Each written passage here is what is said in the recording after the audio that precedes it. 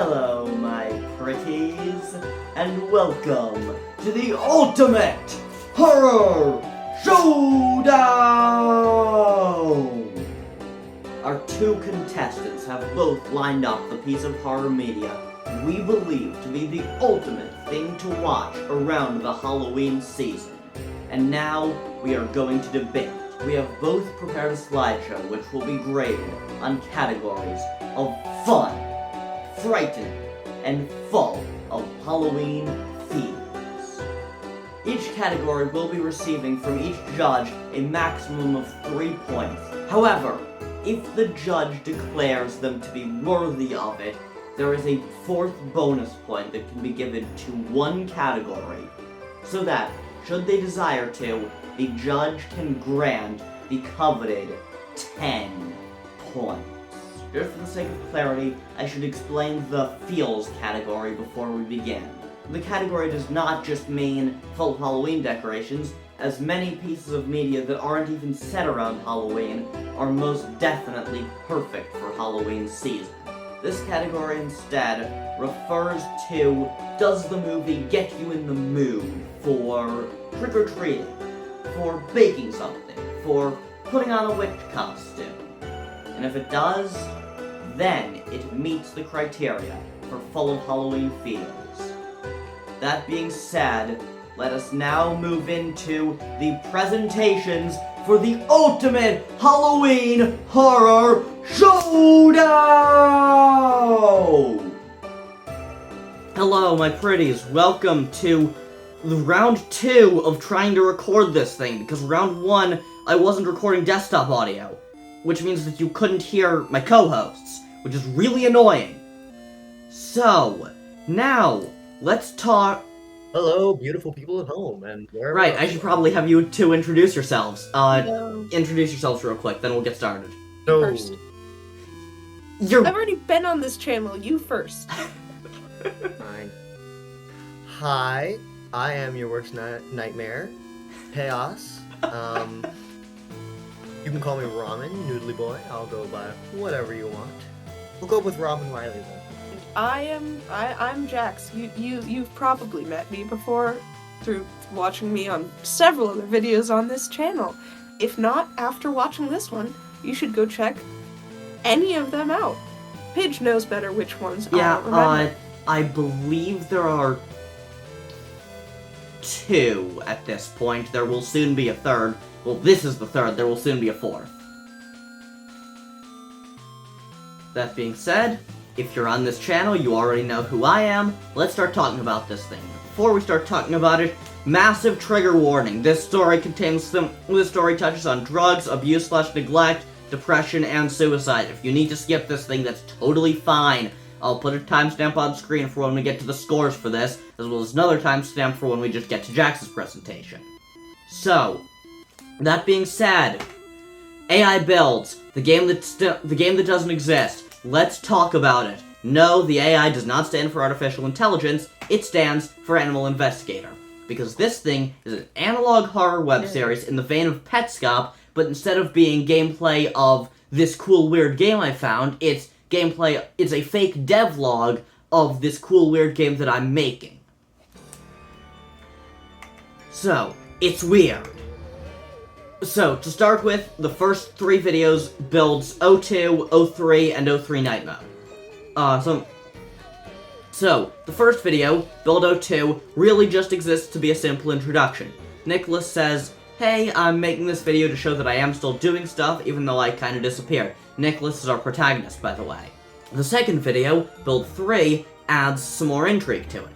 He goes into a house that he apparently just added that has 3 posters of things that he, according to him, hasn't added yet. Those 3 things are Dr. Ant, golden magnifying glasses, and something that doesn't appear, according to him, as a texture issue, but if you zoom in, you can just barely make out the text, beware of Mr. I, he comes out at night. And now that would be it, except for the fact that as he's walking around later on, you can see Dr. Ant running along the bottom of the screen, even though Dr. Ant is apparently not in the game yet. Weird. Moving on to 03 Night. 03 Night has two things. I don't know about y'all, but Dr. Ant bugs me. Makes me antsy. Riley! By the way, for those folks at home who don't know, I love a good dad joke, so be warned. Okay, so third video, 03 Night Mode, has two things. It starts out with Nicholas being like, hey, so some people have been calling this a ripoff of Animal Police, and like, it's not that similar, but if you're wondering why, it's because I was really inspired by Animal Police when I was a child. Now, Animal Police is actually a thing that exists. Obviously, it's not a real IRL game, but it is another analog horror,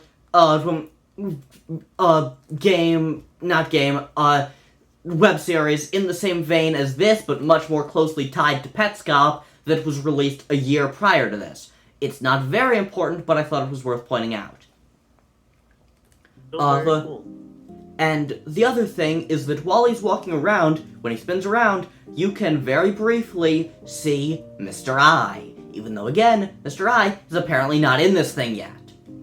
Weird. Now, that being said, builds 04, 05, and 06. So, build 04, he is walking around, he's very delirious, claims it's because of sleep debt, probably not actually sleep debt, we'll get to that later, and he is just delirious, and he sees a golden magnifying glass. Remember, golden magnifying glasses were a thing that he said he hadn't made yet. And he sees it, and he just says, huh, that's weird. I haven't made you yet. And just keeps going. Like you do? Cool. Yeah, Cool, not cool, exactly the cool. response you expect. Not No. quite. But You're not. I'm gonna stop there for copyright reasons. But, yeah. So then he starts going around and showing off all of the trees he's made. Then one of them he can interact with. So he interacts with it, and there's this weird-ass fever dream high cutscene where Dr. Ant climbs down from the top of the tree, says some weird stuff that's really hard to make out, and I don't remember, and then charges at the screen. And as he charges at the screen, there's the sound of something falling, presumably Nicholas passing out. Then Build 5 starts with that last section of Build 4, wherein all of that happened, but from the perspective of what actually happened. Nothing. Nicholas looked at that tree for a little while, said some weird commentary, and then passed out. Then after he passes out, someone else takes over the game. Which is really weird, and then leads to this weird sequence of a camera slowly zooming in on a bedroom set, clearly made in the same game engine, and in this bedroom, we hear a quiet, distorted voice saying, "Nicholas, you have to wake up. You have to keep working. Wake up!" I distrust the bedroom and the voice. Good. That is the correct reaction, Jax. I trust. Because you are not supposed to trust this voice, as we see the source of the voice in a mirror right at the end, Mr. I. This is his first true appearance. No, thank you. No, I've got thank my- you. I am good, actually. I've got my. I'm not letting you finish that sentence, Hi, Riley. Adam. Okay, so, Build 5 story time. Nicholas says that he's pretty sure the weird shit being added to the game is the doing of his older brother Josh. Josh has always liked to mess with him, and even created his own shitty Animal Police knockoff, and put in a lot of the stuff that Nick is planning to add, such as Mr. I. As siblings do. So he also says that Mr. I was an imaginary friend that he had as a child. Interesting. Then, he stumbles upon this house that, again, presumably Josh made, and goes in and sees a butterfly mobile. Now this butterfly mobile, he claims it doesn't scare him, but he claims that while saying, Josh, are you trying to scare me? Well, it's not working, buddy, it's not working, and then he promptly runs out of there at top speed. Sounds like it's It's working. working. And now, build 6. Oh boy, this one's pretty complicated. So, we start with Nicholas having a breakdown, saying that he's pretty sure Josh wasn't the one who added the stuff, but he's not sure who was.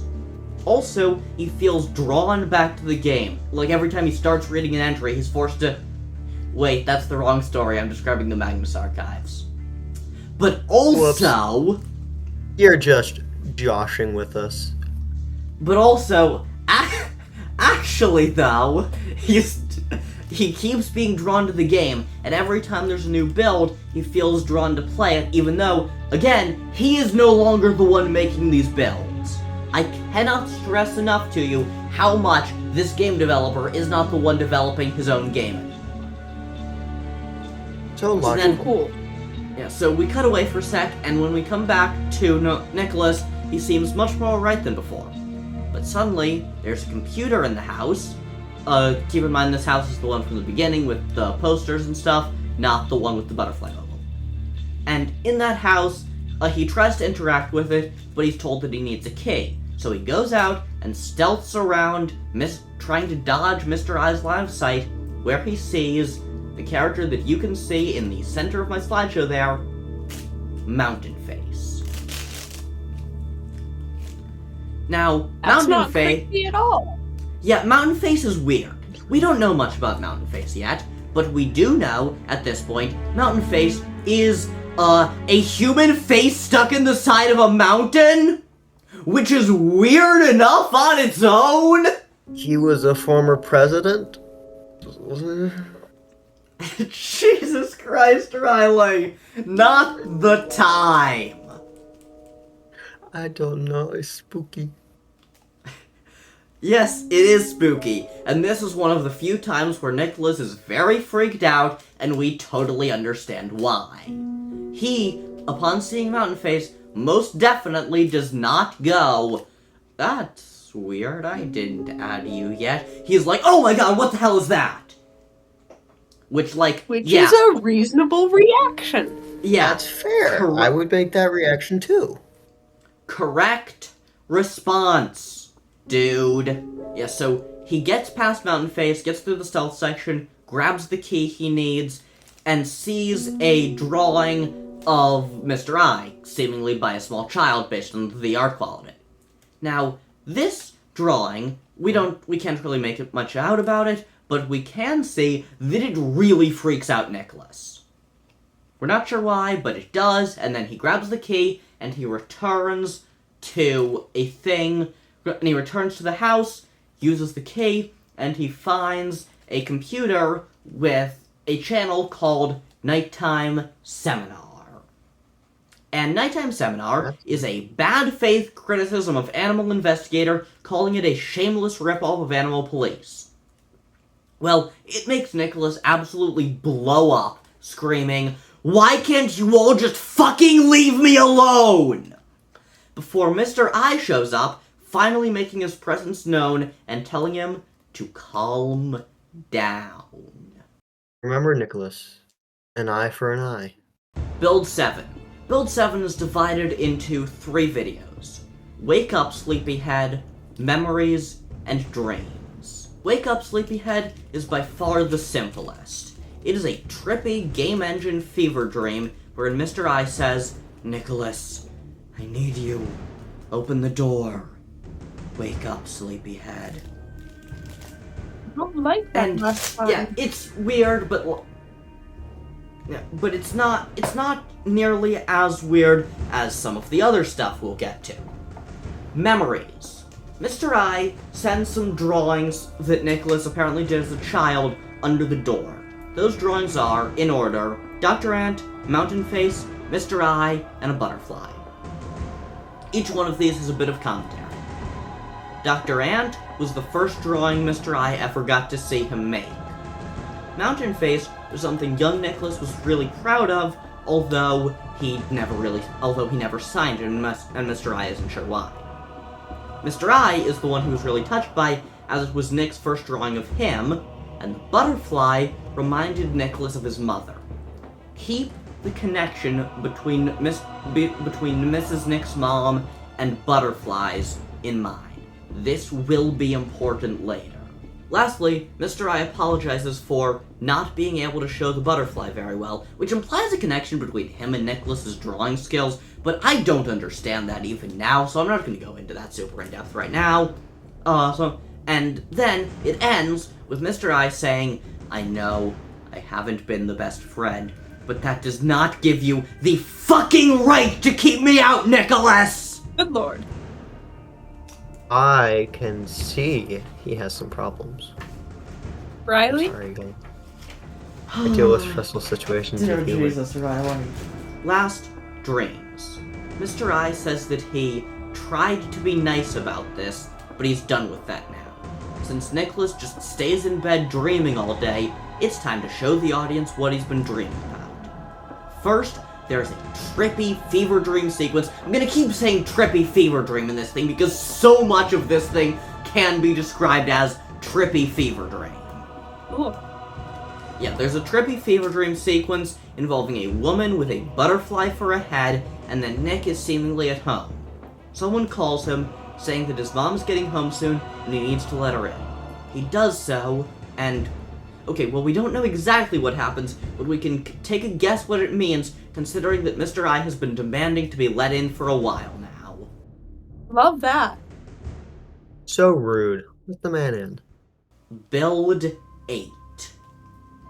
This is divided into a series of videos more so than any other. Those videos are Build 8, that's what it's called, Tea Party, PCP, Introvert Island, and Follow the Leader. So I'm just gonna go through these one by one. Build 8. Okay, Build 7's first video was also just called Build 7, but that one had the Wake Up Sleepyhead title. This one doesn't have a title that can easily be assigned to it. So, okay, this is probably the simplest video in Build 8. Nicholas walks around saying, "Look at this. This is the new build. I deleted everything. It's gone." Because, apparently, people kept telling him that they wanted to see more of his vision, and he was like, "Are you kidding? I don't have a fucking vision. I haven't had a vision since I was a fucking child." Then, he looks up, seemingly takes some pills. We don't know for certain that he's taking pills, but we can assume it considering that, the subtitles read pills noise when he does that. Yeah, so he takes some pills, and when he looks down, there's a door. He walks through the door and gets stuck in a hallway full of doors. He walks into one of the doors and is greeted by Mountain Face, along with the text, "Welcome to Face Paint." He's told to study Mountain Face, and he's then sent to an easel and told to draw him. The original Mountain Face drawing appears, is erased, and is replaced by a green and white pen. It sounds like Nicholas starts choking, and then he's ejected from the area. He goes through another door, and he's led to a section titled Dr. Ant's Tea Party. He's told to find his way through a maze, but when he realizes he's en route to a dead end, the game doesn't let him turn around. Instead, it waits for him to get to the end and then says, "This is a dead end. Why don't you turn around?" The video then cuts. This is gonna be a metaphor for something. Tea Party. Still in the woods, Tex tells him, "You can be happy. Find a path that helps you remember." Suddenly, he's rocketed up to a tunnel that looks like a pill bottle. And the game, clearly this is Mr. I writing in, says, "I just want you to be happy. You don't create if you're not happy, but I can't let you face this tunnel head on. Don't end up like he did." Well, Mr. I seemingly doesn't get his way for once, as Nick is catapulted through the tunnel, and on the other side says, "I don't know, I suddenly just feel really inspired." This moment is also corresponded with a visual difference. This whole section has been super dark and gloomy, after being rocketed through and Nick saying, "I feel really inspired." suddenly everything is much brighter, although the trees are all still dead and many of them have skulls hanging in them. Nick walks forward a little, and then he gets to the tea party, where Dr. Ant gives his in-game counterpart one last cup of tea. And then real Nicholas starts to choke on something, and then starts laughing really, really hard at something. Video cuts there, so next moving on to PCP. Another room. Nick has seemingly been doing this for a while now, but then he finds a sign that says Perfect Child Programming next to a poem that apparently he wrote recently. This freaks him out, obviously, but not as much as the figurine that, if clicked on, says various lines he's said through the series, like, ha ha ha, that's funny, and why can't you guys just freaking leave me alone? Now, understandably, this one really messes with him. So he goes to the only other thing in the room, which is a television, and it plays a wild episode of a TV show called Perfect Child Programming. So, a dude named Tim tells his friend Drew to show him what he's been drawing. Apparently, Drew's drawing looks really similar to something that Tim drew a while ago, which pisses Tim off, so he demands, Drew, let's go see Mountain Face! He's really good at making us feel more creative! Let's go see Mountain Face! They're looking for Mountain Face, but they can't find him. Instead, they find an unmarked pile of dirt with a shovel in it. Tim says to Drew, do you remember Nicholas? He died, Drew. He killed himself. He took too many pills and then he killed himself. Because he was out of inspiration. Stay away from the pills, Drew. Stay away from anything that could hurt you. And then it ends with him saying, stay away from anything that could hurt you, over and over until credits roll. Groupie. Okay. Yeah, your confusion is the correct reaction there, you two. Confusion and concern. Yeah.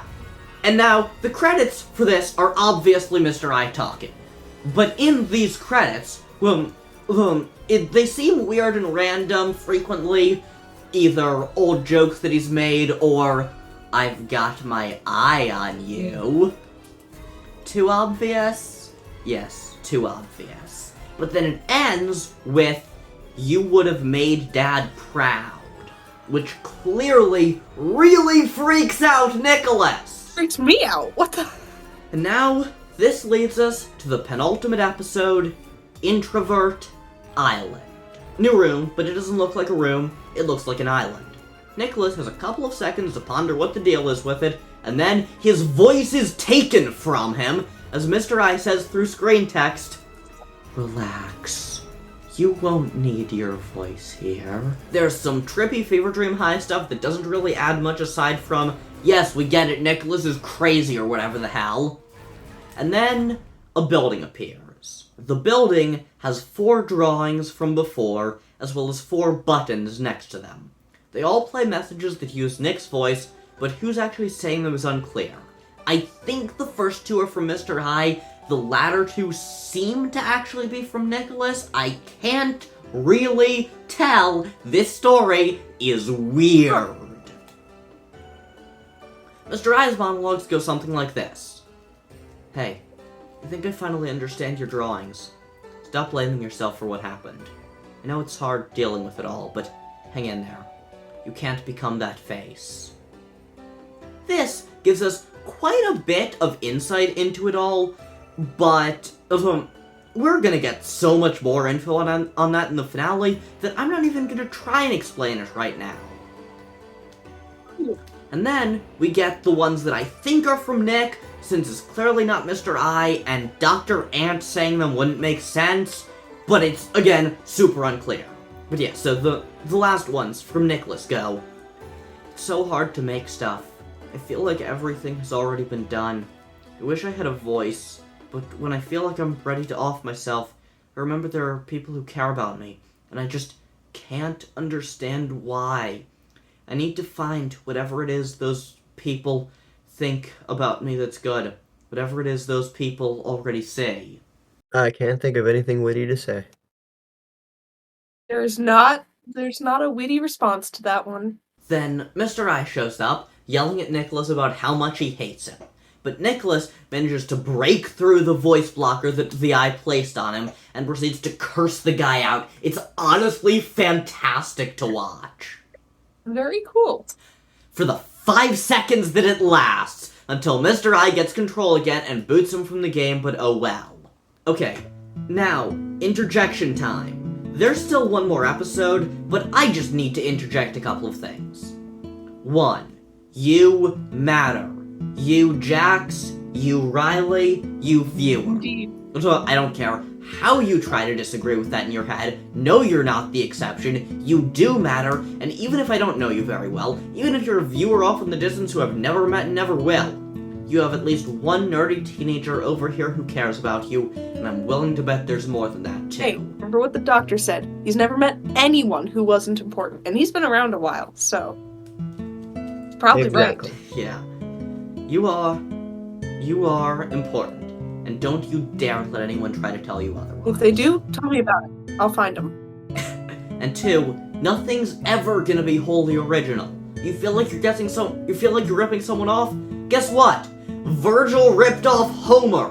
The Bible ripped off the Epic of Gilgamesh, for crying out loud. We have been taking stories that other people made and remixing them for as long as we have been telling stories. The fact that the story you want to tell resonated with you means that it's important enough to you that it's worth telling. And the fact that it resonated with you means chances are it resonates with someone else as well. Hey, on the horror topic, you know Friday the 13th? You wanna know how they got the idea to make that? Some guy was like, hey, let's make Halloween again. And then they did. And it's one of the most popular slasher films of all time. So... And also, another thing. The fact that you're starting a piece with your own life experiences means that even if the story feels like a copy, it's an imperfect copy. And the imperfections are what would make the content unique. If you feel like you have a story to tell it. Much like how you're referencing Thomas Sanders' video on this imperfectly. That being said, let's get back on track with the finale. Follow the leader. So, Nicholas is walking around in the dark, and he's talking about how he's finally glad to be rid of Mr. I. Then, Mr. I shows up and chases him until he finds a house. Nick goes into the house, locking the door, and I guess Mr. I works on vampire rules because now he's trapped outside. What follows is 2 solid minutes of Nicholas, open the door, please. Nicholas, open the door. Nicholas, can we not fight anymore, please? Can we not fight anymore? Sure. Good reference. And sorry for sticking my leg in the window. Dreadful etiquette, I know. That's his leg? Oh, yeah. I didn't explain this. Mr. I, his body is an eye in the center with a bunch of spider legs. Just give me a second. And ultimately, this climaxes with Mr. I sliding a comic under the door, and from the art, it appears to have been something young Nicholas made. The comic is titled Super Dad, and it finally gives us a clear picture on what happened with Nicholas. When he was little, his dad did drugs. Like, a lot of them. And it killed him. But before he did, he frequently slammed on Nick's door, demanding to be let inside. As if we needed another layer of weirdness to Mr. I. Nicholas asks, do you really think these can hurt me? These mean nothing to me. And then he burns the pages. After 2 more time-passing cuts, Nick decides that Mr. I is finally gone and walks out laughing. This concludes the series as it stands now. According to someone in the comments, there will be a finale, but honestly, I think this story would work if it just ended here. This is a satisfying conclusion. Nick has overcome his demons, largely dealt with his trauma, and escaped Mr. I. That being said, we ain't done yet. The criteria. Lest we forget, this presentation is being judged on 3 things. Fun, frightening, and Halloween theme. I very much remembered that totally when making my presentation, guys, 100%. Oh boy, that's gonna be fun. And I'm used to doing stuff like this for school, so we're gonna go down this point by point by point. Starting with fun. And considering that Jax is Jax, and Riley is going to be taking a bunch of us to see the FNAF movie for his birthday party, I think it's safe to say, y'all like to theorize. Yes, I do. So, what's more fun than sitting around what's more fun around this time of year than being scared shitless by eyes and bugs, sitting down for tea as as Dr. Ant's guest, while the eye watches your every move and controls you as soon as you let your guard down. Literally anything else than Speaking that. of scared shitless. Speaking of scared shitless, let's move to discussing frightening. It was scary. I can agree to that. It spooked. It was terrifying. Yeah, this series gets you on the edge of your seat. It's not as in your face as something like a slasher or a jump scare thriller, but arguably that just serves to make it scarier. As Stephen King put it in his book Danse Macabre, terror on top, horror below it, and at the bottom of everything, the gag reflex of revulsion. And past about Bill 3, there is no moment in this story when you are not subtly terrified of what's going to be happening to Nicholas, or why what's already happening is going into effect. From Mountain Face being put in the game as a manifestation of his dark thoughts, to Mr. I being in control of everything, it's hard to not be deeply unsettled by each new build of Animal Investigator. And to add to that, it's terrifyingly relatable. Even without the creepy Mr. I stuff, I think any creative type can relate to feeling like we're not enough simply because what we make isn't wholly original. And at the end of the day, isn't fear tied to finding something in a story that's relatable enough to get under your skin? And lastly, Halloween feels. Yes, I will admit that this image I have here is indeed a color-graded, digitally altered version of Mr. I made to look like a jack-o'-lantern. And that really does speak to the amount of visible Halloweeniness this movie gives. That being not a whole time. This is not a movie, why did I write that? But I would argue that this story also gets you in the headspace for Halloween, at least as much as something like Alien or Friday the 13th. And no one in their right mind would say that those movies don't have good Halloween vibes. Yes.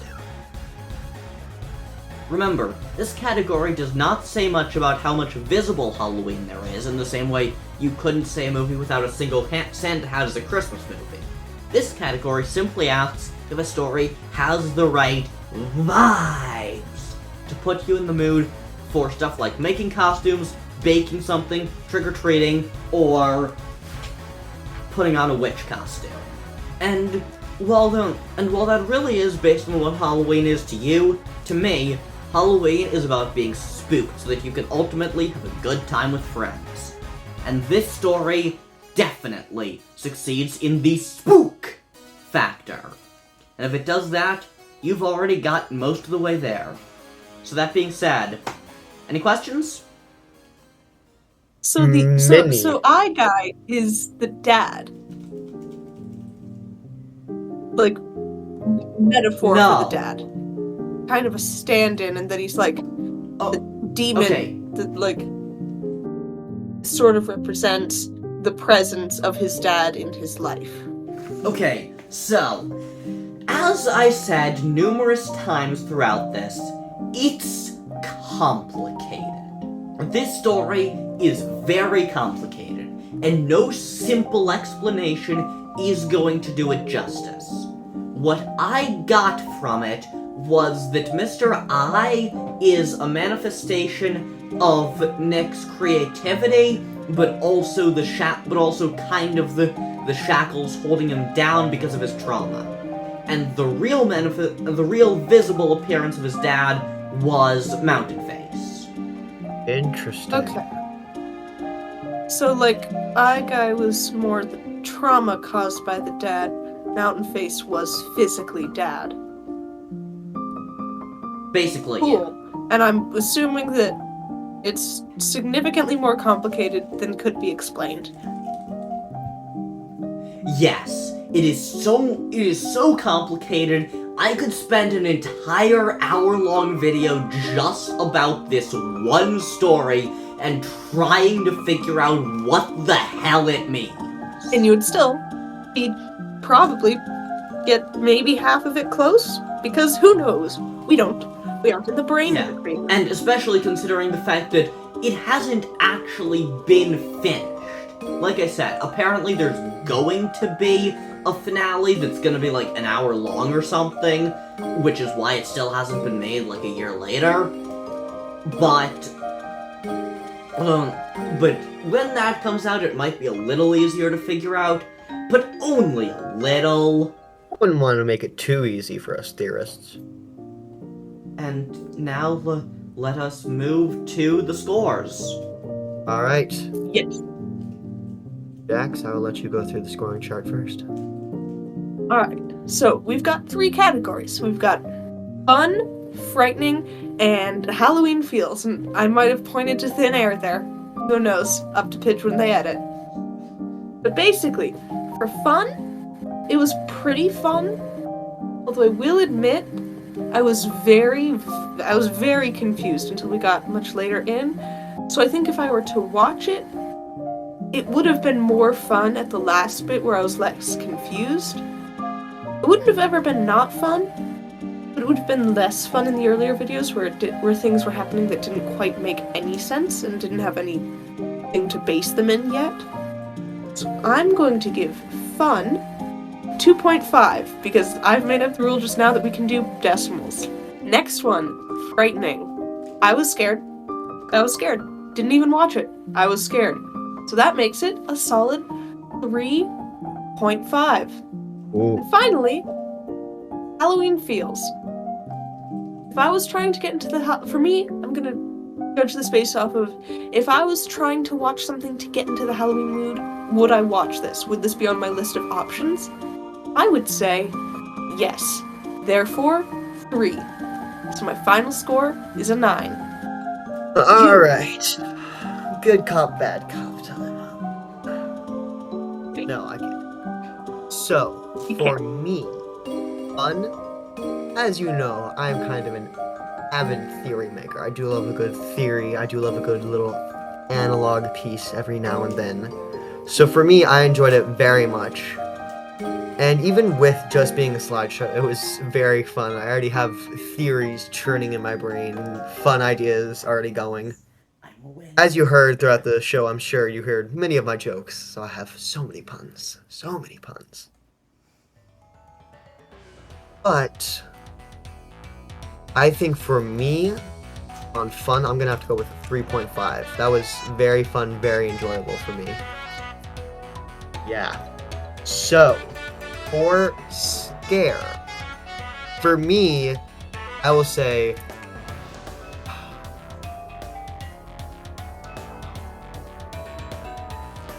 trying to think of how to grade this, because I very much enjoy the horror genre show. There's a lot of different things I can use for scare factors here. I'd say for me, simply because I didn't get to see a lot of the jump scares and actual scary stuff in person, that's going to be a little bit of point deduction, but I still recognize it was definitely spooky and you had me on the edge of my seat the entire presentation. So I'm going to have to go with a 2.5 for scare. And for overall Halloween feel, when I put this on my watch list, the answer for me is going to have to be yes. I would definitely watch this. 100%. There's no way I wouldn't watch this. I love analog. I love this sort of theme. This is like my prime time stuff. So that's going to be a solid other 3.5. So that's going to set you at a nice good old... Hold on, I have to do math now. Oog. 9.5. 9.5. There we go. I can count, I swear. So an average score of 9.25. I stuff. will take that. Good stuff. All right. It's time for my thing. What are we doing, you ask? That's a great question. It's a classic. Is it Halloween? Friday the 13th? It? I don't know. What could it be? What's that? Yeah? I do. Uh-huh. Oh, no way. That's crazy. Alright, I'll tell him. He knew what it was. It was... da-da-da-da-da-da, Scream. Yay! Ta-da! If you know me, like as a person in real life, you saw this coming. You don't? Surprise! I am completely obsessed with Scream. If I were able to, I would just talk about it for like hours, but I can't. So, before I start, quick little trigger warning. It's not written up there, but warnings, there's obviously like killing and blood and stuff in this film. It is a slasher. Alright, so heads up for that. And also, there is mention of sexual assault. Insinuation that that is something that happened to a character, and quite a bit of shaming done to that character. So just a little warning there. If any of that makes you uncomfortable, go ahead and skip. I won't hate you or anything. Like Keep yourself before, safe out there. I will put this. I'll put the timestamp for when we move to scores on screen if you want to cut to that. Indeed. Because you should at least stick around and check out how cool they thought it was and how I win. Yeah, that's totally So- what's gonna happen. With no further ado, Scream, a movie that changed horror. By me. Little shout out to me down there. That's my as well as a fun fact. I am the #1 Stu, Randy, and Dewey fan. Don't know who that is? You're about to. Find out gonna next do a time little- on Insert Television here. Except not next I'm gonna do a time. little bit of This scene time. break- Indeed. I'm gonna do a little scene breakdown, and then I'll do some kind of conclusion, even though I don't have slides for it. I'll just improv. I'm great at that. The cold open. This is probably the most iconic scene in the movie, yes. One of the most iconic scenes, I would say, in all of horror. If you know horror movies, you've probably seen this scene or at least heard of it. It all starts with a phone call. Casey Becker, played by Drew Barrymore, a big actress at the time, by the way. She's walking around, she's making popping popcorn, right? And she gets a phone call. It's a wrong number. She hangs up because it's a wrong number. The person calls back. They end up talking. They're chatting. The guy on the phone is kind of flirting with her. And she's almost flirting back, which, whatever. And then, at random points, we have some things that turn a little scary.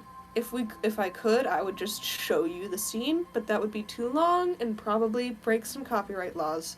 Yeah, So you I'd should go definitely watch it get on your own copyright time. claimed if we did that.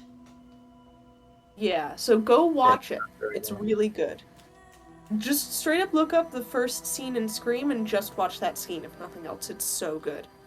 Let me get on with explaining it. This guy starts talking as though he knows who she is. He calls her Blondie, has a Freudian slip in which he says, "Because I want to know who I'm looking at," when she asks him why he wants to know her name. It gets a little creepy. She gets a little disturbed. And then, something gets revealed. Her boyfriend, Steve. He's tied up in a chair on her back porch. Isn't that crazy? So crazy. And then, not the killer yet, this guy on the phone, he says something, a line you've definitely heard referenced in pop culture before. He asks her, "Do you want to play a game?" She doesn't. Naturally, she's not in a game-playing mood, but then he explains to her that she must play this game, or her boyfriend will die. Uh-oh, she likes her boyfriend. She likes him even better alive. So she decides she's gonna play. The guy on the phone is super nice. He even allows her a warm-up round in which he asks her who the killer in Halloween is. It is, of course, Michael Myers. She gets it right. She had previously mentioned in the scene that it was her favorite movie. Of course she gets it right. But then it comes time for the real question. Who is the killer in Friday the 13th? Now, this is a fact that is now pretty mainstream knowledge. That, in fact, it was not Jason, but his mother. This was made mainstream knowledge by this scene. Of course, it was not mainstream enough for me to know it when I first saw Friday the 13th. We'll get to that in a few months when I make a video about that, inevitably. Mainstream as in if you knew horror, you knew. After this scene came out. But before that, even horror fans didn't really remember that he wasn't the killer in the first film. And so Casey Becker, who had watched the movie 20 goddamn times, that's a quote from her, it was exactly how she said it, she incorrectly identified the killer as Jason. And her boyfriend had to die. And he did die. It was super, super sad. It was so tragic, guys. But then the killer is even super nicer. He's like, you know what? Your boyfriend is dead, but if you answer another question right, you can still live. The question is, which door is he at? Dun dun dun. Anyway, she refuses to guess. He breaks in the back door. She runs away. Thus ensues a little sneaking around scene that is absolutely terrifying to watch for the first time. It had me so scared. I was so stressed I had to leave the room the first time I watched this movie in this scene. It's a really beautiful scene. Indeed, very spooky. Eventually, Ghostface catches her, as you can see in the bottom corner there. And he does a little stab, and he strangles her a bit, right? So she's lost her voice. But then she kicks him off of her, and she manages to get up and start moving away from him, as her parents pull in the driveway and get out of their car. In a very, very tragic scene, her parents chat about the flowers and walk into the house as she stands there screaming their names, but not audibly because her vocal cords have been severely messed up by the choking. She's no more than 10 feet away from them, screaming their name, and they don't know she's there. Very, very upsetting to watch as a young kid. And then we stop seeing what's happening to her for a bit. We see her parents enter the house, see the smoke from the popcorn burning. They're very confused. They're wondering, where on earth is Casey? They see that the back door has been smashed in by a chair. What's going on? Where's their daughter? Cut back to Casey, killed. Now she's got the home phone on her. And for those of you who still have home phones, you know this. For those of you that don't, there's two of them, and they're connected. If someone's on the phone with one of them, and you pick the other one up, you can hear what the other phone call is happening. That was phrased poorly. That was bad English. Anyway, Casey, she has the phone in her hand, and her mom picks up the phone to call the police. And she hears her daughter's dying breaths. Which is so fun, guys. Anyway, the dad, he picks up the phone, hears the phone being sort of dragged across ground, realizes that something very bad is happening, and he tells his wife to get in the car, go to the neighbors, and call the police. His wife, naturally, is very upset, and then she steps outside and sees something that is very, very, another very iconic image. She sees her daughter, gutted, hanging from a tree. Which is, you know, a little bit horrifying. And a fun fact there. about that. Not great. Time for the next scene, because Drew Barrymore, advertised as the star, is dead. Which was, by the way, completely shocking to audiences at the time. You didn't just kill Drew Barrymore in the first scene, and then they killed her. What's gonna happen in this movie? Who's gonna be the main character if Drew Barrymore is dead? Of course, for me, I had already seen enough slasher movies to understand the idea that the girl you meet in the opening scene is going to most likely be dead by the end of the opening scene, but obviously it wasn't A trope invented by Scream. Anyway, meet Sydney, our actual final girl. That's her right there. We cut to her in her bedroom. I think she's on her computer. And then, in through the window, comes her boyfriend. I phrased that wrong, and I was intending to make there's an intruder. How'd he get in? In through the window joke. So just pretend I did, guys. Pretend I made that joke. Window. So, her boyfriend, Billy, he slides in through the window. And then, which startles her, she screams. But then it's her boyfriend, so she's okay. And her dad knocks on the door. She goes and opens it for him, and Billy hides. She and her dad talk about how her dad is going to be away, out of town for a little while, a few days, at something related to his job. I don't remember. He's not a super memorable character, guys, if I'm honest.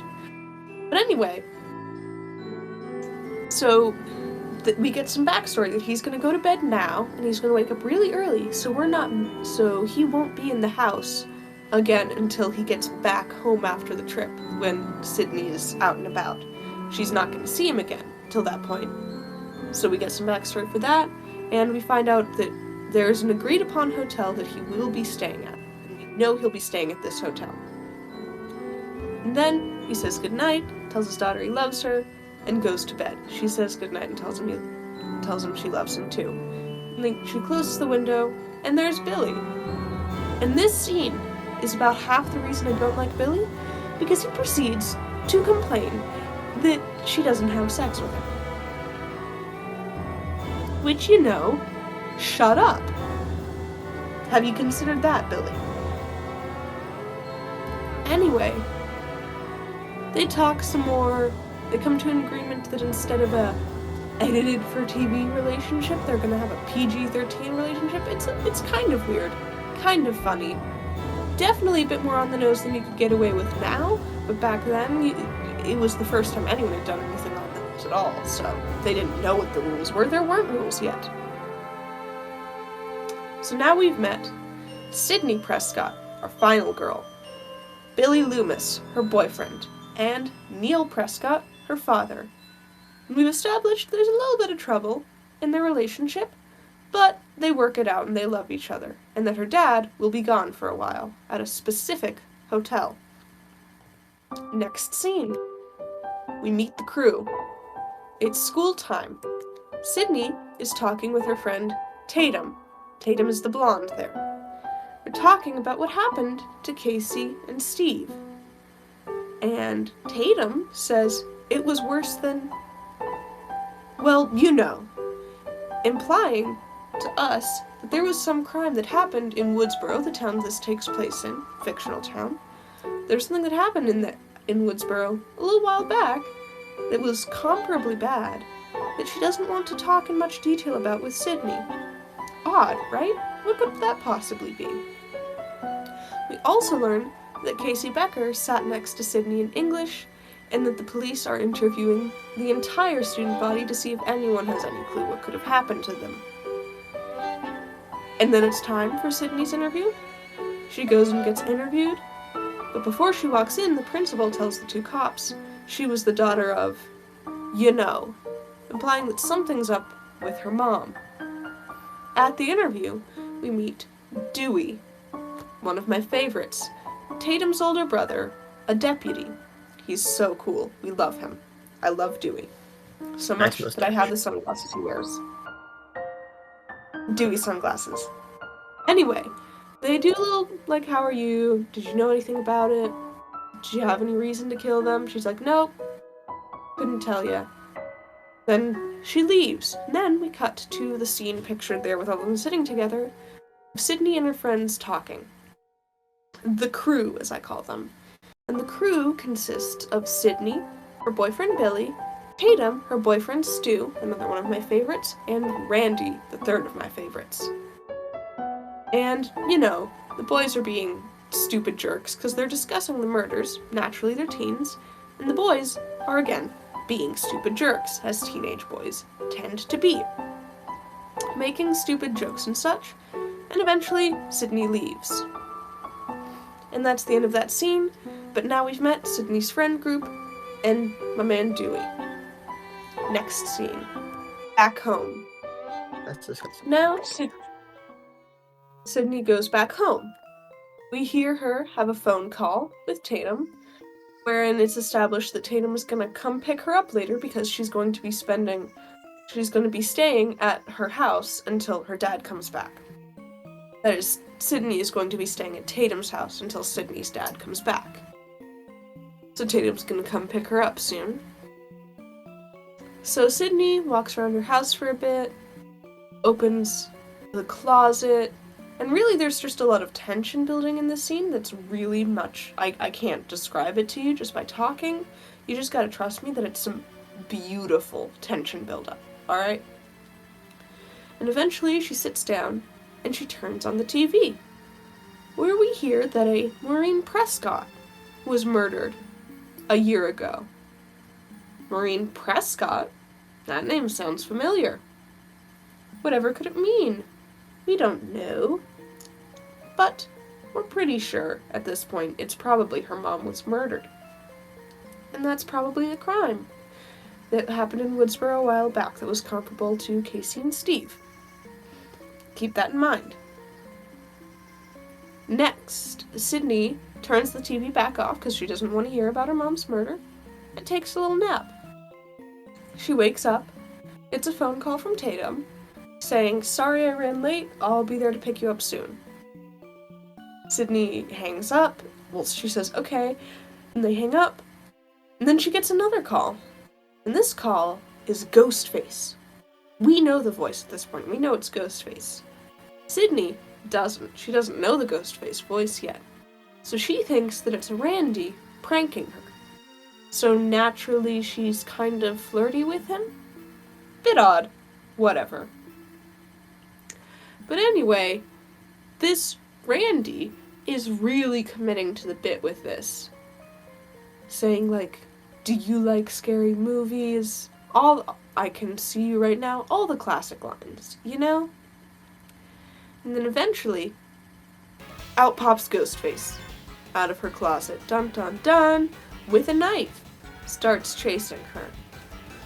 She manages to lock herself in her room and contact the police using her computer, which is something I did not know you could do before watching this movie. Pretty cool. And then eventually Ghostface kind of disappears. And pretty soon after Ghostface disappears, here's Billy in through the window again. Because that's not even slightly creepy Billy. But anyway, Sydney's like, "Oh, all is well. Billy is here, my boyfriend." And then Billy drops a mobile phone. And since this is 1996, that is suspicious. People didn't just own cell phones, guys. Which totally doesn't date the film at all.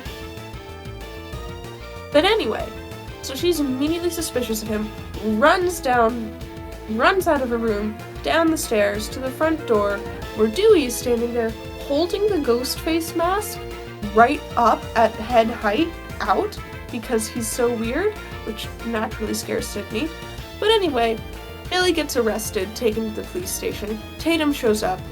She and Sydney also go to the police station, and as they're driving out, this woman, Gail Weathers, shows up. She is a reporter, and kind of really a jerk.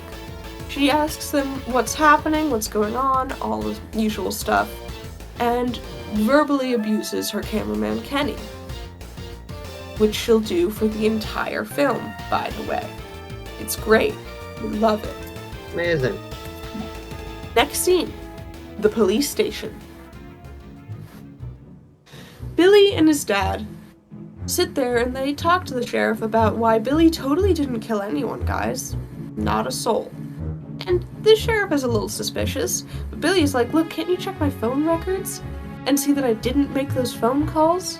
And the sheriff is like, "Alright, we're looking into it. Don't tell us how to do our job. And we're gonna have to keep you in custody until the phone records prove whether or not you did it." So he gets put in custody, so they keep him in custody, and then Sydney and Tatum decide it's time to leave, And Dewey is the one to take them home because he's Tatum's brother and they're going to Tatum's house, so naturally he lives there too. Takes them out the back entrance because there's a bunch of reporters standing out the front entrance, but Gale realizes there's a back entrance, goes to the back entrance, finds Sydney and Tatum standing there waiting for Dewey to bring the car around, and starts talking to them. It's here we find out that Gale is writing a book about the murder of Maureen Prescott that Sydney does not like. Sydney doesn't like this book. Why, you may ask? We're not quite sure yet. We'll see. But then, Sydney ends up punching Gale right in the face. Bam. It's super crazy. Love it. She very much deserved it in the early films, but she becomes a favorite by the later films. But anyway, she falls down, Dewey shows up, takes them to Tatum's house for the sleepover. It's a fun little sleepover. It's a very fun sleepover at first. You can see in the top corner, Sydney and Tatum lie in bed. Tatum talks about how cool Sydney was for punching Gale. It's so much fun. They're just chatting. But then Tatum's mom walks in and says, "There's a call for you, Sydney." And Sydney's like, "Alright, I'll get it." She gets up, picks up the phone. You'll never guess who it is on the other end. Never. Could be. Say it with me now. Ghostface. Gale. I mean Ghostface. I Yes, was not you do, going to try Riley. and say You that do. in unison with you because there is so much delay between the three of us that would have been a disaster.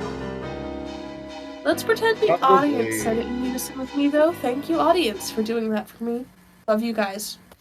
Or if you were The real like ones me, do that. just being goofy. Much appreciated. Anyway, But it's Ghostface Sydney. called. This is upsetting for Sydney. Ghostface taunts Sydney for accusing the wrong guy again. And Sydney is naturally very upset. And also, accusing the wrong guy again? What are we talking about here? Again? What could we possibly mean by this? I sure don't know. I actually do. I've watched this film 1,000,000 times. That doesn't But surprise anyway- me on the slightest. But anyway, that's about it for that scene, except that Dewey runs out after Ghostface had already hung up with his gun, like, what? What? And then he picks up the phone all serious, like, hello? And then there's no one on the other end, and it's really goofy, and I love it. The next day, at school again, we have some fun little events. We have Sydney and Tatum and Stu talking, and then Sydney runs into Billy, literally, where he decides to be even more of a jerk, because Sydney apologizes to him for accusing him, and he says, "What, you'd rather me be a killer than have sex with me? Okay, stop existing. How about that one, Billy?" Yeah, I don't like this guy. It may have been proven not Ghostface, but I don't like him. Right? Yeah. I hope And then Ghostface Sydney- happen. Sydney runs on into the bathroom because he was a jerk.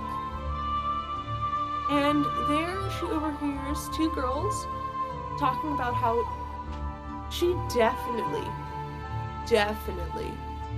is Ghostface. Like, she's the one who killed Casey and Steve.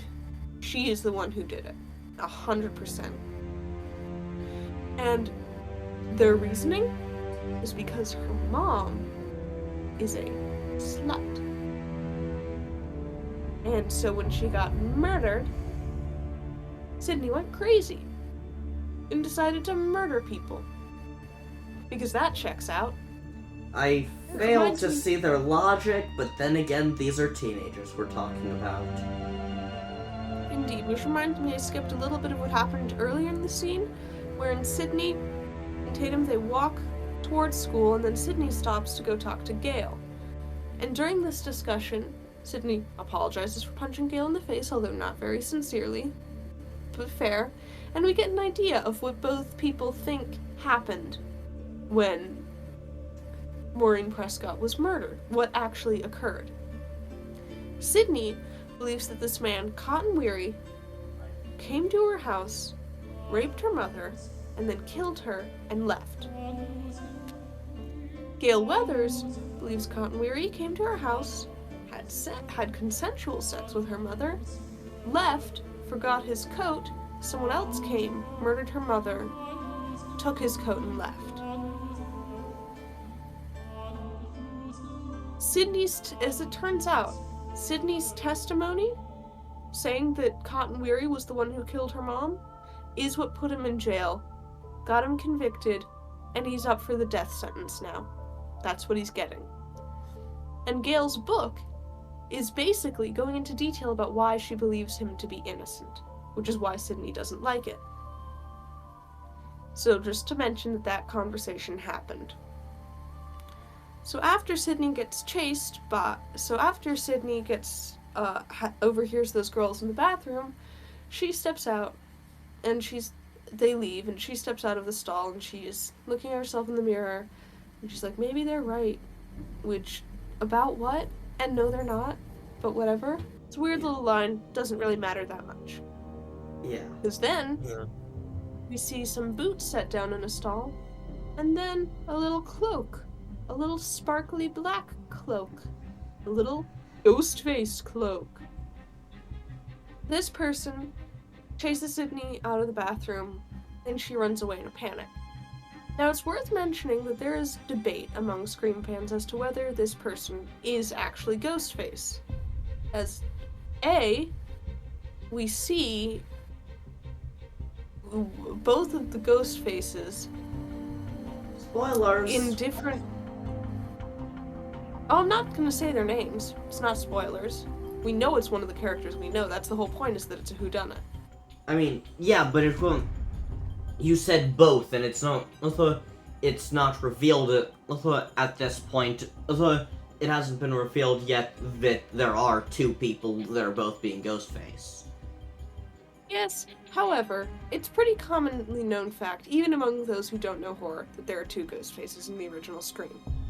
We see that the person and or people who is and or are Ghostface not wearing those boots on this day. So we know that already. Beyond that, a lot of students at the school had taken to dressing in Ghostface costumes and running around scaring people. It had become a fun thing to do that day, which is... Because teenagers are assholes like that. All three of us on this call are teenagers, I can say that. Also, if you're one of the teenagers I'm talking about, you know who you are. She gets chased out, and then we cut to Dewey walking up the steps of the school, and Gale approaches him. Need to have my favorite set of dialogue in any film ever. So, Midge, I'm hoping you can put at least a clip or two. You look awfully young to be a police officer. I'm 25 years old. You know, in a demographic study, I proved to be most popular amongst males 11 to 24. A few moments later. You are much prettier in person. So you do watch the show? I'm 25. I was 24 for a whole year. Incredible. Anyway, they have a great bit of banter. Gale and Dewey for life. Hashtag ship, you know? Fun fact, David Arquette plays Dewey, Courtney Cox plays Gale, got married in real life. Met on the set of Scream, got married in real life. Aww. Pretty cool fun fact for you.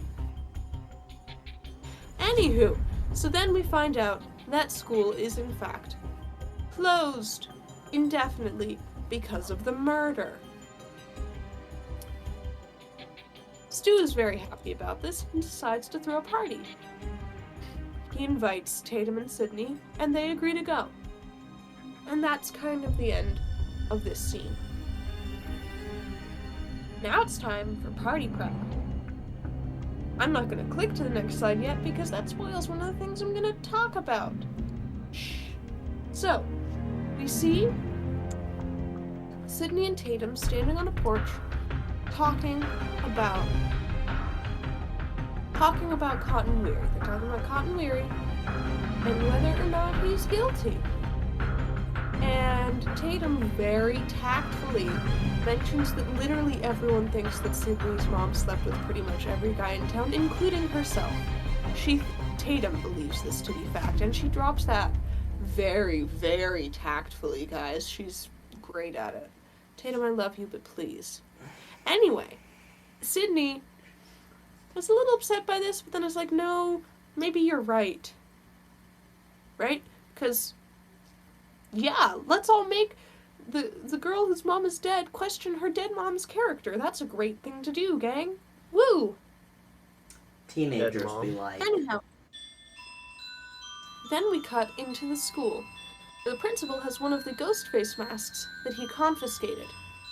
He's fooling around with it, and then in a very fun scene with a very iconic ending, he is killed by Ghostface. And that gave us the Ghostface in the eye imagery that you have almost certainly seen before if you've seen horror things ever. You've seen that picture probably. That iconic picture, you can see it there at the bottom. It's great. I love it. And then, continuing off of that, we have perhaps my personal favorite, not in terms of quality, but just in terms of fun, scenes in the entire film. For which, Pitch, I'm going to ask you to, at some point in here, sprinkle in a few clips of some of the things I'm going to talk about. Not full scenes, but just a little something. Because the line delivery in this entire scene is so good. Even just stick in like some gifs of like their facial expressions. Something, because it's great. It's a great scene. Basically, Randy works at the video store. And Stu comes up. And they start discussing the murders, and Randy starts talking about how you're such a little lapdog. He's got killer printed all over his forehead. Okay, really? But also there's a formula. A very simple formula! Everybody's a suspect! And so he's like, no, Billy is the killer. Definitely Billy. Turns around, there's Billy. Which is a great little jump scare there. And then Billy and Stu, as you can see in this picture, have a little conversation with Randy that looks very straight. Very, very straight, guys. Just 100% straight. So incredibly. Yeah. This is where I mentioned that it's basically canon that if nothing else, Stu had a crush on Billy. Like, how Billy felt about Stu, not clear. But it's basically canon. It's basically canon that Stu had a big old crush on Billy, which if you watch the movie, you probably figured that for yourself. Anywho, they have a little conversation with him, in which he agrees that in fact he would probably be, if this were a scary movie, a pretty solid suspect for the killings. And then we get some great lines. Some great lines. Your motive. It's the millennium. Motives are incidental. Millennium. Millennium, I like that. That's good. Millennium. And it's just so fun to watch back. Over and over again. I've watched this scene. I've spent more time watching this scene than the length of the movie. Party time. I'm not gonna skip to the next slide because there's big old spoilers because I started to condense scenes here. Alright? So basically, this is where it gets complicated and I have to pull up my notes because wowie gang, this is one heck of a set of scenes here we got going on. Starting here. It's great. I love it. It's utterly insane. So now I got my notes up on my phone. Yeah, you need to be very hot and wary going into this one. Riley, here we go. Let's get into the party. So, set the scene. Sydney, Tatum, and Dewey all arrive. Oh, I forgot. One last bit of party prep because I didn't put a picture in the slide. Dewey goes and talks to his boss, the sheriff, in which we establish that Neil Prescott is in fact the main suspect because he's not at the hotel he said he was going to be staying at. His number is the one that made those calls, and they just can't find him at all. So he is the number one suspect at this point, Neil Prescott. Just, you need to know that. Anyhow, so, Sydney, Tatum, and Dewey, they arrive in the same car, Dewey's police car, at the party. At the same time, Gail and her cameraman, Kenny, they arrive in the news van. And they all five of them arrive at the exact same time. Randy and Stu are already inside the party, as well as a bunch of random teens we don't know. Sydney and Tatum go directly into the party, and Gail approaches Dewey. They talk for a minute, flirt, whatever, and then they decide they're gonna go into the party together. And Gail grabs a hidden camera for herself on the way in. She brings one on into the party of these teens partying, because that's weird. That is Gail. so creepy. So, they go into the party, Gail leaves the hidden camera in the house, Kenny stays in the van. Gail and Dewey leave the party. Dewey, I don't know what he does, he probably sits in the police car. Gail goes back to the van, and they learn that the camera has around a 30-second delay. Then, back in the party, Stu sends Tatum to the garage to get more beers. We're in a very, very fun scene. She is murdered by Ghostface. Just killed by him. So I have a picture there. I chose the least graphic picture possible because it's a very bloody thing, and I didn't want you to get, like, punished for having too much blood in your video, you know? Yeah, I appreciate it. It is an extraordinarily graphic scene, and also one of my favorite scenes in the movie. It's also a a little great bit funny. scene. And it It is also quite funny contained because there's no one way of that would the actually only happen. moments that I knew that I had even heard of going in. No, please don't kill me, Mr. Ghostface. I want to be in the sequel. Because then you didn't know horror before going into it. No, I didn't. 'Cause here's the We thing. established this when you sent me a list of horror movies to watch to get into the genre. Indeed. I also have here a picture of Kenny, so that y'all know what he looks like. Hi, Kenny. But anyway, Kenny, by the way, we love Kenny. I hope Kenny's nothing pretty bad cool. happens to Kenny. It would so suck if something happened to Kenny, guys. You know? So, at this point, for some unknown reason, a bunch of the kids leave the party, leaving like 5 random teens, as well as Stu, Randy, and Sydney. Tatum, of course, being dead. Then, we get the next scene. I call it You Don't Know the Rules. But Billy shows up. You can see him right there.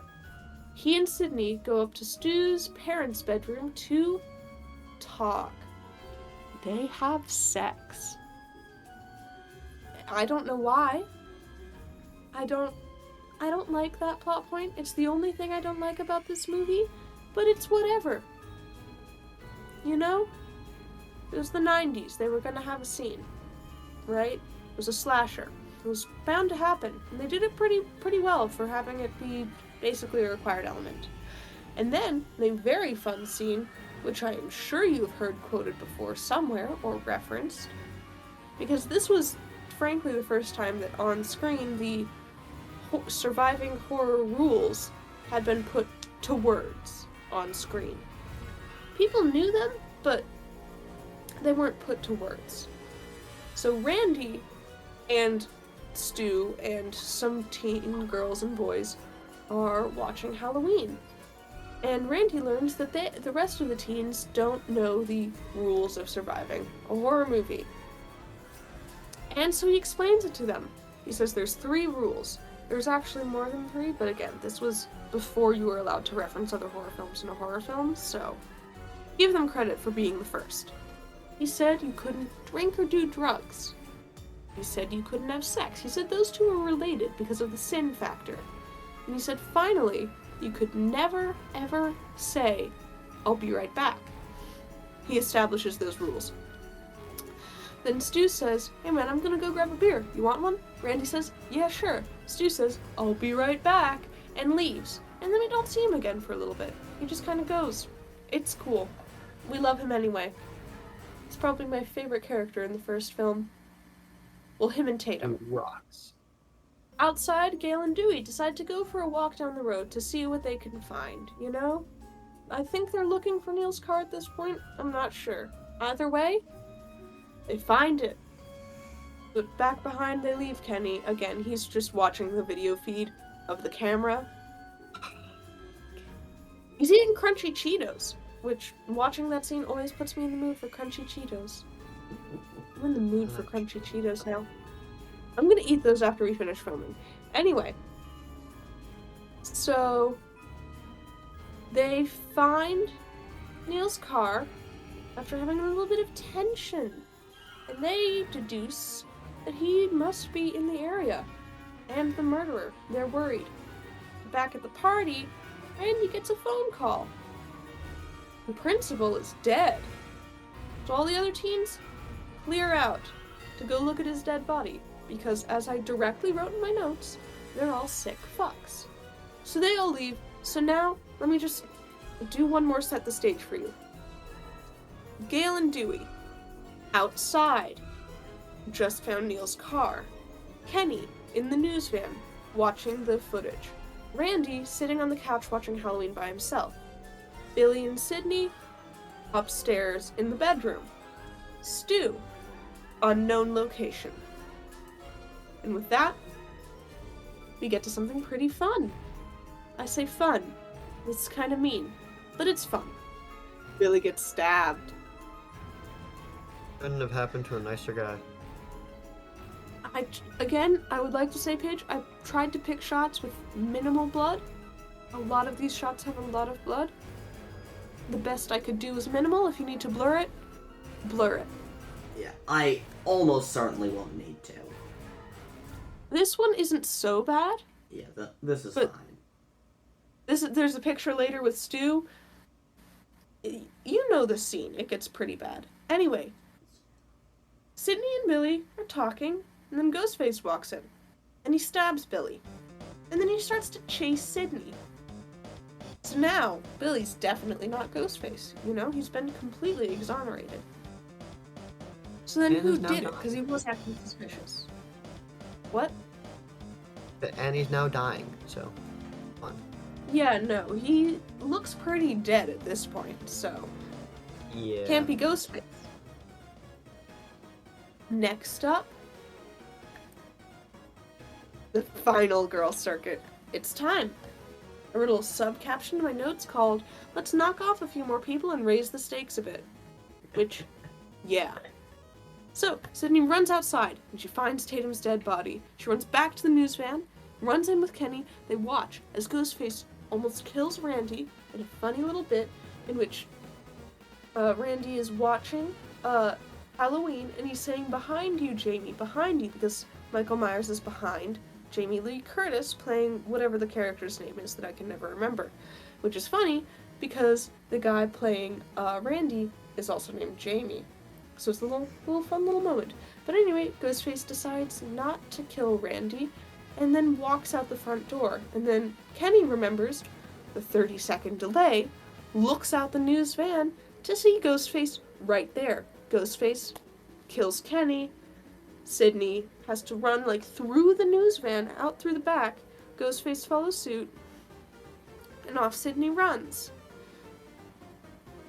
Then we cut to Dewey running into the house to investigate, while Gale runs over to the news van, where she finds Kenny dead. She tries driving away, almost hits Sydney, who is running, calling for help, and she ends up crashing the van into a ditch, looking pretty down for the count. Sydney runs back towards the house, finds Ghostface finds her again, traps her briefly in a police car, and then he disappears, and she runs up to the door of the house, where Dewey stumbles out with a knife in his back, and he falls down looking, again, pretty dead. What? She starts panicking, and then Randy and Stu appear behind her, both accusing the other of being Ghostface. She decides she's not going to deal with that, steps inside the house, and shuts and locks the door, leaving them both out.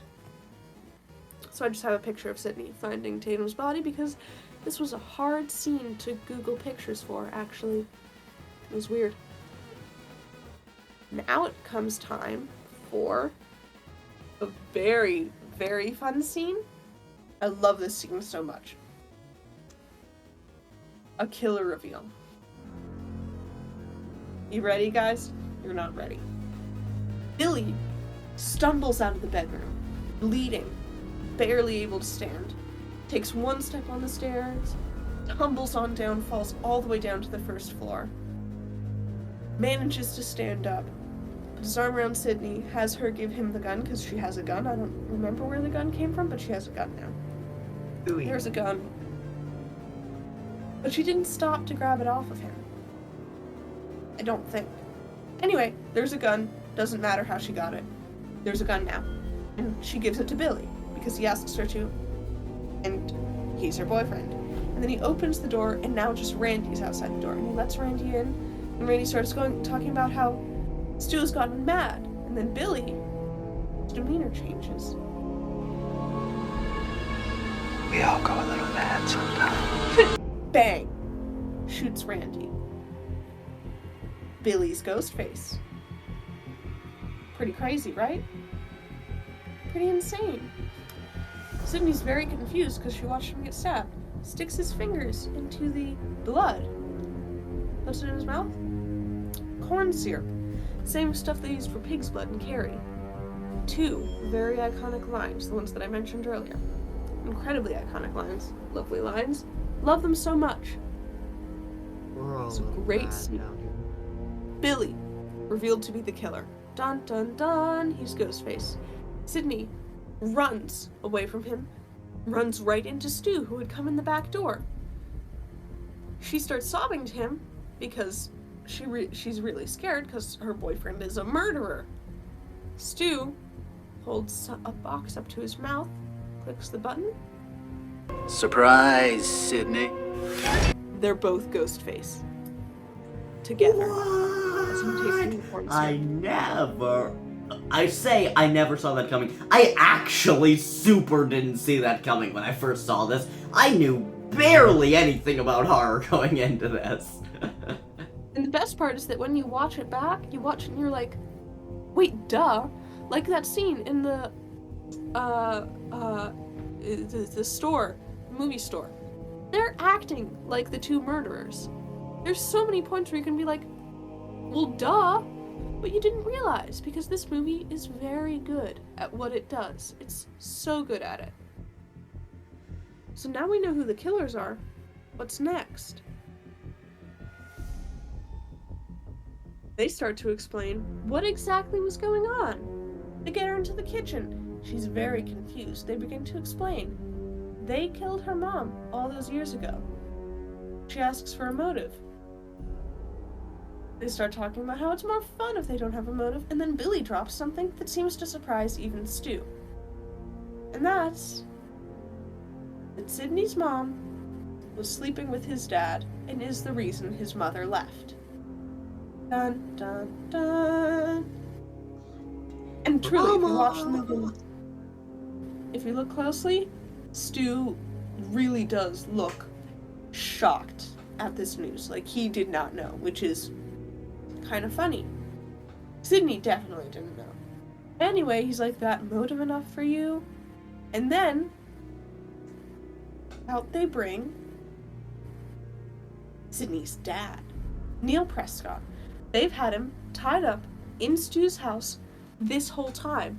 They cloned his cell phone, made the fake phone calls from that. Now they're gonna frame him, make it look like he killed Sid. He went on a rampage, killing a bunch of people, killed his daughter, killed himself. Their plan is to make it look like they were left for dead, barely survived, and then they get to be super famous. It's great. They've lost their gun. Where is it? In walks Gale Weathers. She has the gun. And she points it at them. She says that they're done.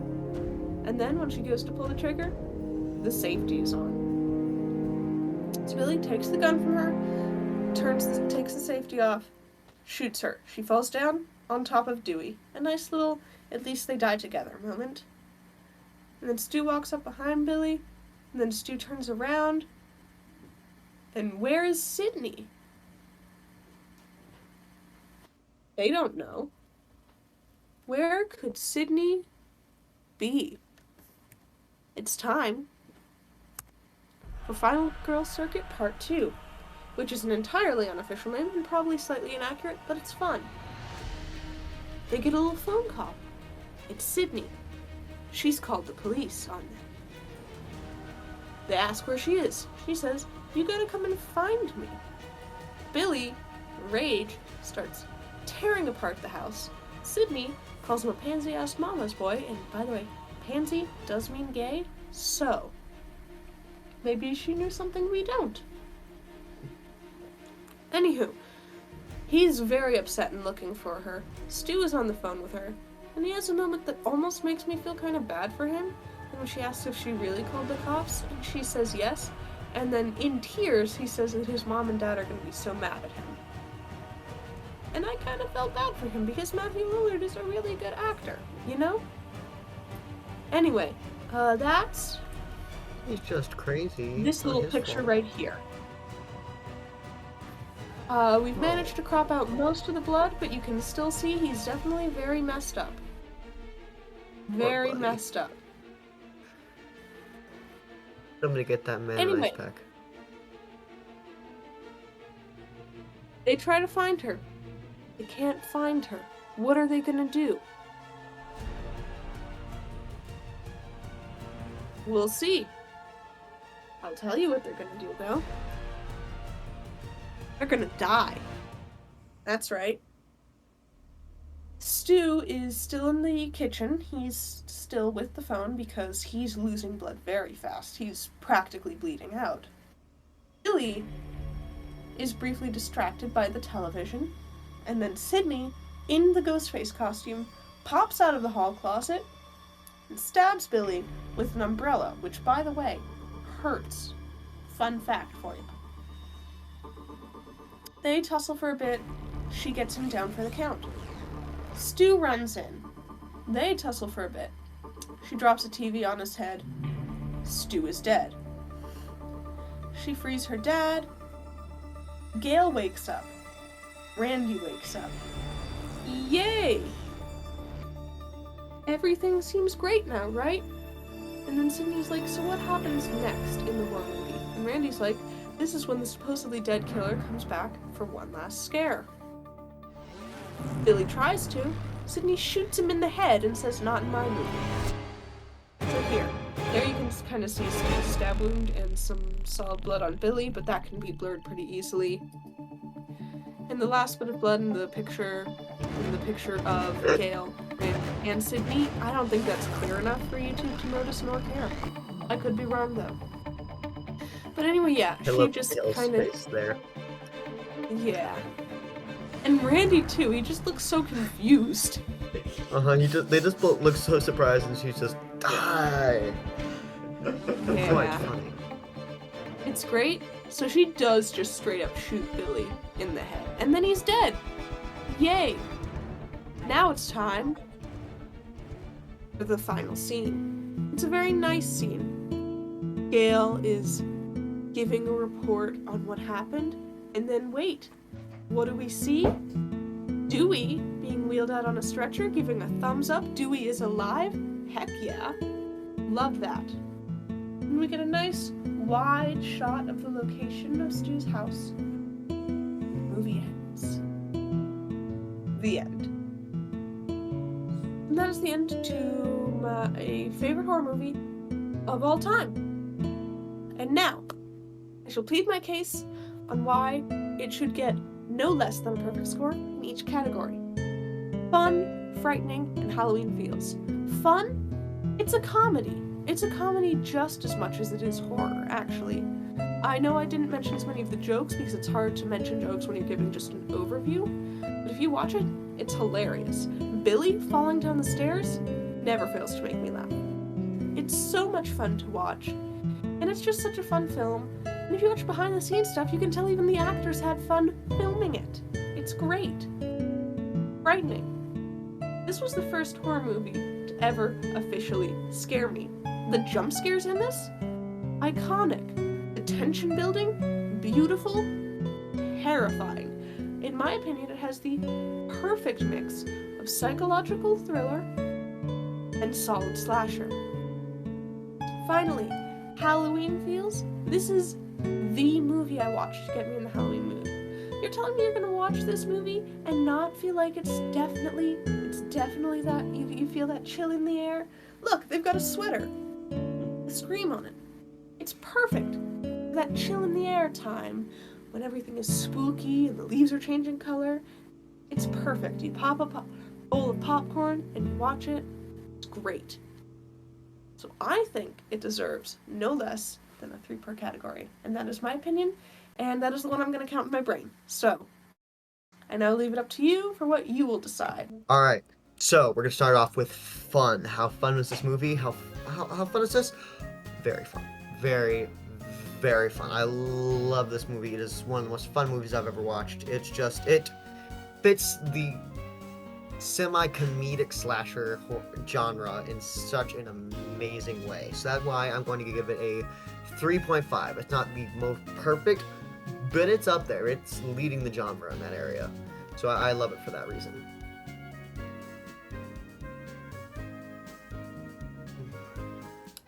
That is a tough area for me. It's jam-packed full of jump scares, and I do love a good jump scare. But for me, they aren't the most scary thing. I'm more of a psychological horror person, personally. So some of those, like, what sort of scenes for me is kind of what gets me going, which there's plenty of inside of this movie. But for me, I'm gonna drop it down to a 2.5 just for that area. So up there, but still could be room for improvement, which I'm sure they improve on in the future. And then for overall Halloween theme, very themey, very Halloweeny, very spooky. So for that reason, I am going to give it a 3.5 because I can't give it a full 4 because I gave the other one to blah blah blah blah blah. But anyways, I give it 3.5. Very spooky, very Halloweeny. No, I said weenie. Anyways, yeah, that's my rating. Okay, so, me next. I have thoughts about this movie. Many of them are very conflicting opinions. So, I am actually going to do this in reverse order, because my clearest opinion is about the last category, full of Halloween feels. I am absolutely prepared to give this a 3 in Halloween feels, because in terms of, like, does this movie get me in the mood for Halloween stuff? Absolutely. In terms of that, this movie is awesome. So, that's 3. In terms of frightening, I am probably, so, it's not that it's not frightening, so I'm certainly not gonna give you a 0 or anything, but I can't say that it's like the most frightening thing I've ever watched or anything. I have had in the same series of 10 movies that Jax told me to watch that included Scream, I also had quite a number of other movies, one of them also made by Wes Craven, that made me more frightened. So I'm gonna give this a 1.5 in frightening. And then fun! Oh boy! So, it's not that this movie is bad. Even right at the start, I was never going to give this a 0. I was prepared to give it a 0.5. Because I have been poisoned by the Sonic the Hedgehog franchise. So anytime a piece of media even starts to hint in the direction of it being, like, kind of self-aware and almost embarrassed of what it is, I immediately get flashbacks to Sonic Colors. So, because of that, this movie cannot do better than a 1 in the fun category for me. So, so that's,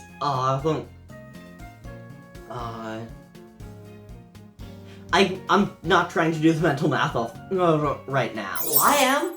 My original scores were a 1, a 3.5, and a 3, meaning that in total, Jax would have received 5.5 points. However, upon closer examination while rewatching it to edit, I came to a realization. I like this movie more than I realized. While the feels category is remaining a 3, the frightening category is being brought up to a 2.5, and the fun category is being brought up to a 1.5, giving Jax a total of 7.5, and an average between the two of us of an 8.5. Still, it does not quite beat my 9.25, but it is certainly much closer. Congratulations, Jax. You talked up editing pitch more so than you talked up recording pitch. Now, back to your regularly scheduled programming. Thank you all so much for watching. Riley, you already gave your plugs that I'll edit in here poorly somewhere. Sure, if you want, y'all can find me at that ramen noodle, I believe. That sounds correct. So, yeah, I would love to see y'all. Jax, do you have anything you want to plug? You already know, at that damn dummy on everything, damn spelled like a beaver dam, all lowercase. And also, a little teaser, I've got a little project in the works, and if things go how they hopefully will, knock on wood, you should be seeing that sometime around this time a bit later next year. We'll see. If it is, I'm probably gonna make Pidge make a little short or something advertising it. So, be ready for that next year. It'll be a lot of fun. Pidge and Riley are both in it, so. So, We're that cool. being said, We like do I said, things. thank you all so much for watching. This has been a blast. And until next time, stay ultra, and peace out.